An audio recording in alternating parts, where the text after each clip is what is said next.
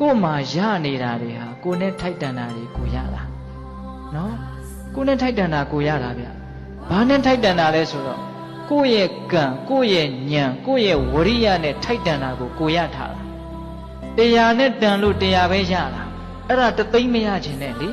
အဲ့ဒါကျန်တာတွေအတွက်အဲ့ဒါအတိလောဘဖြစ်တယ်ဟုတ်ရလား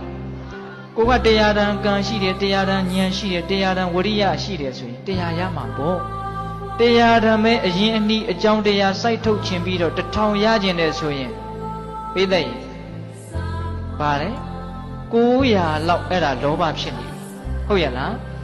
ဒါကြောင့်1000တန်ရခြင်းတယ်ဆိုရင်1000တန်အရင်ဒီစိုက်ထုတ်လေ1000တန်နဲ့တန်တဲ့ကံဖြစ်အောင်လုပ်1000တန်နဲ့တန်တဲ့ဉာဏ်ရှိအောင်လုပ်1000တန်နဲ့တန်တဲ့ဝရိယရှိအောင်လုပ်ဟုတ်လား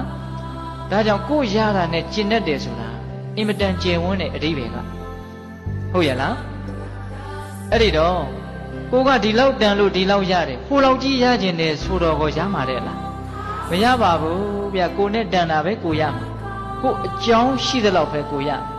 အကြောင်းဆိုတာကအတိတ်အကြောင်းရှိတယ်ပြစ္ဆုတ်ပံအကြောင်းရှိဟုတ်ရလားအတိတ်အကြောင်းတစ်ခုတည်းသာအကြောင်းလို့မယူဆနဲ့နော်တချို့လူတွေကပြစ္ဆုတ်ပံမှာစီးပွားရေးသိပ်ပြီးတော့မပြေလည်ဘူးဆိုရင်တို့ကအတိတ်ကံကိုကညံ့တာကိုသိကြတယ်အဲ့ဒီလူပြစ္ဆုတ်ပံကံမှာညံ့တယ်ဆိုတာမြတ်စွာဘုရားကပစ္စည်းဥစ္စာပေါ်ဖို့ဆိုတဲ့နေရာမှာလေအာလဝကသုတ်တံကိုလေ့လာကြည့်စေခြင်းတယ်